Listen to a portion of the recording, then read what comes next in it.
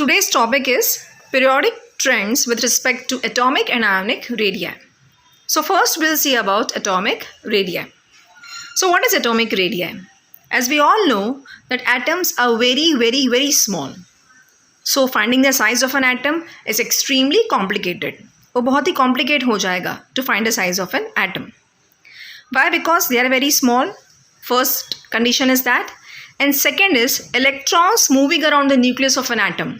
Electrons जो घूम रहे हैं around the nucleus of an atom, they don't have a sharp boundary. That means कि electrons exactly atom के center से कितना दूर है वो हमें पता नहीं है. अगर आपको इसके बारे में डिटेल में समझना हो तो आप मेरा वीडियो ऑन हिजनबर्ग्स अनसर्टेनिटी प्रिंसिपल आप चेक कर सकते हैं, जिसका लिंक मैं डिस्क्रिप्शन बॉक्स में छोड़ रही हूँ. ठीक है. दैट मीन्स व्हाट कि एटम की साइज अगर हम फाइंड नहीं कर सकते हैं, ओके, तो एटॉमिक रेडियस तो हम फाइंड नहीं कर सकते. सो हम क्या करते हैं, एटॉमिक रेडियस को हम ऐसे डिफाइन करेंगे that it is a most probable distance from the centre of the nucleus to the outermost shell of electrons. Okay, so that would be the definition of atomic radius. कि हम ये मान लेते हैं कि जो प्रोबेबल डिस्टेंस है electron का, ओके, एटम से वो कितना दूर है, that electron, that will be called as what, okay, atomic radius. Understood?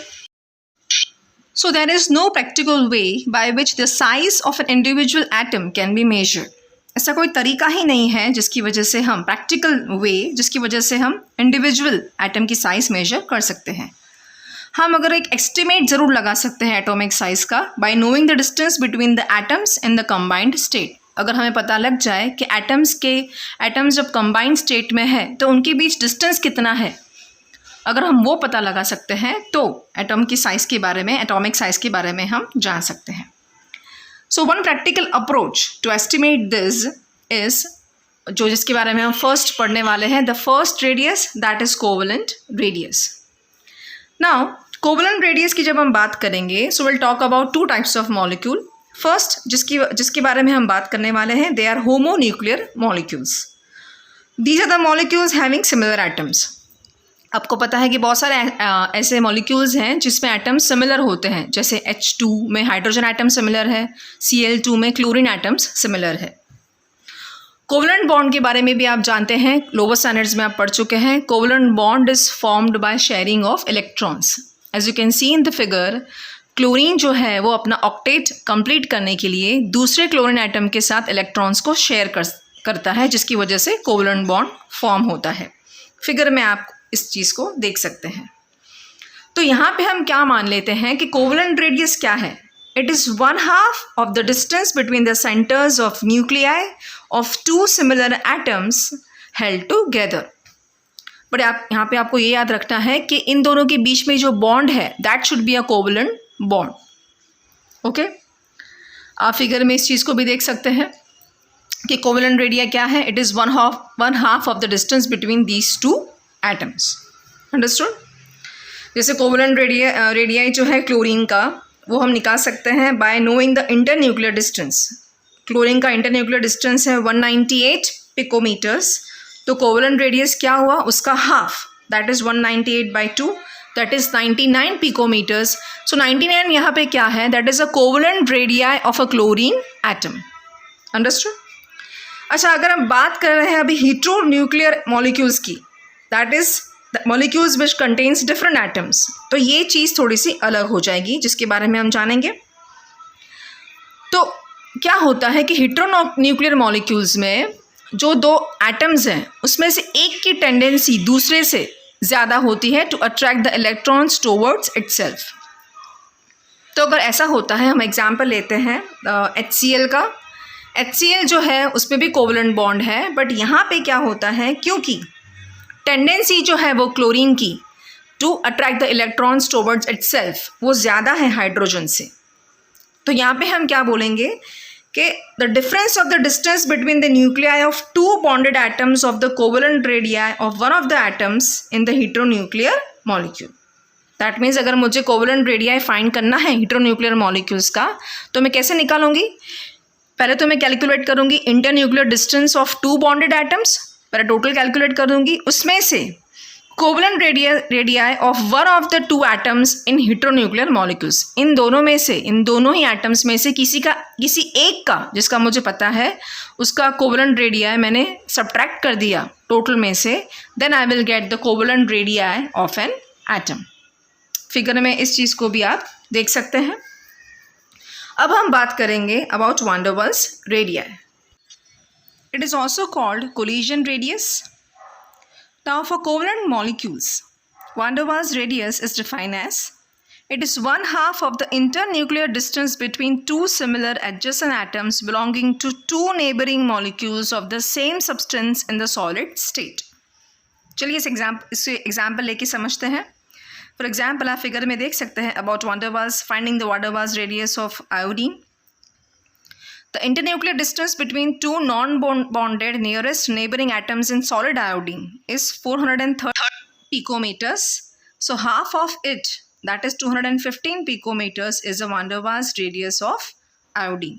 So van der Waals radius निकालने के लिए हम क्या करेंगे? Internuclear distance find करेंगे between what? Between two non-bonded. यहाँ पे bonded नहीं ले रहे हैं, okay? Two non-bonded मतलब अलग अलग molecules हैं, nearest neighboring atoms हैं, okay? उसका हम इंटरन्यूक्लियर डिस्टेंस निकालते हैं and then we are dividing it by 2 to find van der Waals radius. Okay, now it is now the third one is metallic radius. So in case of metals we know that each metal atom is surrounded by a large number of other metal atoms, as you can see in the figure. These atoms are closely packed and held together by means of attractive force called metallic bond. सारे metals closely pack है और सबके बीच में attractive force है जिसको हम बोलेंगे metallic bond. So how can we find metallic radius? That is 1/2 of internuclear distance between two nearest metal atoms. दो सबसे नियरेस्ट मेटल एटम्स को हम लेंगे और उसके बीच में जो इंटरन्यूक्लियर डिस्टेंस है उसको फाइंड करके उसका हाफ अगर हम लेते हैं, so that would be called as what? Metallic radius. Okay, so ये जो है वो 3 टाइप्स की रेडियस है जिसके बारे में आपको जानना है कि हम किस तरह से उसको निकाल सकते हैं। अब हम समझेंगे variation of atomic radii in a period. Okay, आप कोई भी पीरियड चेक कर लीजिए from the modern periodic table. As we move from left to right in a period, as you can see atomic radii goes on decreasing. अब ये decrease क्यों होता है उसके बारे में हम समझते हैं। सो जब हम लेफ़्ट टू राइट जाते हैं हमें पता है कि एटॉमिक नंबर क्या होता है? इंक्रीज़ होता है। That means number of protons are increasing as well as number of electrons also are increasing. Now ये यहाँ पे आपको ये चीज़ याद रखनी है कि इलेक्ट्रॉन्स जो है जब हम लेफ़्ट टू राइट जाते हैं they are added in the same shell. Period में हमें पता है कि पीरियड में शेल जो है वो सेम रहता है। तो इलेक्ट्रॉन्स जो है जब हम लेफ़्ट टू राइट जाते हैं तो इलेक्ट्रॉन्स जो है वो सेम पीरियड में ही एंटर होते हैं, जिसकी वजह से क्या होगा? Attraction between the nucleus and the outermost electron goes on increasing. जाहिर सी बात है जितने ज़्यादा इलेक्ट्रॉन्स आएंगे न्यूक्लियस का अट्रैक्शन उतना ही बढ़ता जाएगा, जिसकी वजह से क्या होगा? एटॉमिक रेडियस डिक्रीज होती जाएगी। फिगर में मैंने एक आपको ग्राफ दिखाया है जो बताता है variation of atomic radius with atomic number across the second period. यहाँ पे आपको एक चीज़ याद रखनी है, जब आपने नोट किया होगा तो नोबल गैसेस के लिए हम van der Waals रेडियस लेंगे ना कि कोवलेंट रेडियस। क्यों? क्योंकि इनर्ट गैसेस जो है they are not forming okay covalent bonds. So हर एक पीरियड के एंड में अगर आपने नोट किया होगा तो there is a higher value of atomic radii. और वो क्यों है? क्योंकि they are van der Waals radii और van der Waals रेडियाई हमेशा कोवलेंट रेडियस से ज़्यादा होती है। Okay, now will see about variation of atomic radii in a group. तो आप कोई भी ग्रुप ले लीजिए पीरियोडिक टेबल में, as we move from top to bottom also the atomic radii the atomic number goes on increasing, मतलब atomic number बढ़ता जा रहा है, उसके साथ साथ एटॉमिक रेडियस भी बढ़ती जा रही है। ऐसा क्यों हो रहा है? नाउ टॉप टू बॉटम हम जाते हैं जब भी तो nuclear charge that means atomic number बढ़ने की वजह से number of protons as well as number of electrons also are increasing. But यहाँ पे आपको एक चीज़ याद रखनी है कि जब हम टॉप टू बॉटम जाते हैं तो पीरियड जो है जो इलेक्ट्रॉन्स जो है वो सेम शेल में एंटर नहीं होते हैं, वो नए शेल में एंटर होते हैं।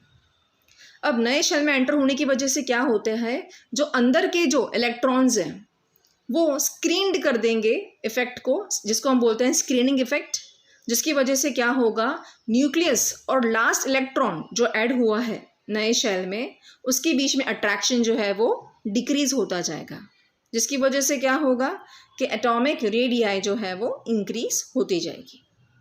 Understood? Now will talk about ionic radii, ionic radius. Ionic radii are used in case of ionic crystals. Now we know that how an ion is formed by addition or removal of electrons, one or more electrons from the outermost shell of atom results in the formation of charged particles which we called as ion. Positive ion कब form होता है, सब हम lower standards में पढ़ चुके हैं। Positive ion तब फॉर्म होता है जब इलेक्ट्रॉन डोनेट होता है, नेगेटिव आयन तब फॉर्म होता है जब इलेक्ट्रॉन को एक्सेप्ट करते हैं। So what is ionic radius? Ionic radius may be defined as the effective distance from the nucleus of an ion up to which it has an influence in the ionic bond. As you can see in the figure, we are talking about the example of ionic radius. Internuclear distance of in any ionic compound is determined from X-ray studies. Okay. For example, the internuclear distance of NaCl is 276 picometers. ये जो है that is equal to the sum of the ionic radii of Na plus and Cl minus, मतलब Na plus की ionic radius and Cl minus की ionic radius को plus करके ही हमें इंटरन्यूक्लियर डिस्टेंस मिला है ऑफ NaCl। तो अगर आपको एक आयन की रेडियस निकालनी है तो हम क्या करेंगे, टोटल वैल्यू में से दूसरे आयन की रेडियस को हम सब्ट्रैक्ट कर देंगे, जिसकी वजह से हमें आयोनिक रेडियस मिल जाएगी, okay, of a particular ion. Now we'll talk about some things of this, some important things regarding this. First important thing is size of cation is smaller than its corresponding neutral atom.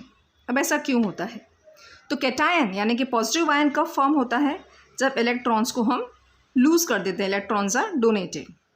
अब जिसकी वजह से क्या होगा कि यहाँ पे number of protons तो सेम है, बट यहाँ पे एक इलेक्ट्रॉन निकल चुका है, एक इलेक्ट्रॉन, दो इलेक्ट्रॉन्स निकल चुके हैं, जो भी है आपके आयन में, तो अट्रैक्शन बढ़ता जाएगा between the nucleus and the remaining electrons, वो ज़्यादा बढ़ता जाएगा, जिसकी वजह से क्या होगा, अट्रैक्शन बढ़ने की वजह से साइज डिक्रीज होगी। दैट मीन्स व्हाट, जो कैटायन है उसकी साइज उसके एटम से कम होगी। ओके, फिगर में आप देख सकते हैं about covalent and ionic radii of some elements. Figure में आपने नोटिस किया होगा कि आयोनिक रेडियस जो है वो डिक्रीज हो रही है कोवलेंट रेडियस के कंपैरिजन में because of the reason. Now second thing is that size of an anion or you can say negative ion is larger than its corresponding neutral atom. तो इसमें क्या होता है कि एनायन कब फॉर्म होता है, negative ion, by acceptance of electrons, okay, by accepting the electrons, एक इलेक्ट्रॉन, दो electron, depending on the atom. So what is happening कि एक इलेक्ट्रॉन ऐड हो रहा है, जबकि नंबर ऑफ प्रोटॉन्स तो जितने थे उतने ही है, बट नंबर ऑफ इलेक्ट्रॉन्स बढ़ रहे हैं, जिसकी वजह से क्या होगा, nucleus that attracts these number of electrons with less force. जाहिर सी बात है ज़्यादा इलेक्ट्रॉन्स हो चुके हैं बट नंबर ऑफ प्रोटॉन्स तो उतने ही है, जिसकी वजह से क्या होगा, अट्रैक्शन डिक्रीज होगा। ओके, अट्रैक्शन डिक्रीज होने की वजह से साइज जो है वो बढ़ जाएगी। आप उसके बारे में भी देख सकते हैं टेबल में, covalent and ionic radii of some elements, okay, negative ions. Hope आपको आज का वीडियो अच्छा लगा होगा, समझ में आया होगा। अगर आपको समझ में आया है, आपको अच्छा लगा है, तो आप लाइक, शेयर, सब्सक्राइब कीजिए, अपने फ्रेंड्स के साथ शेयर कीजिए। और हाँ, अगर आपको कोई भी डाउट्स हैं या क्वेरीज़ हैं तो आप मुझे कमेंट सेक्शन में पूछ सकते हैं, मैं आपको डेफिनेटली सॉल्व करके उसका आंसर दूंगी।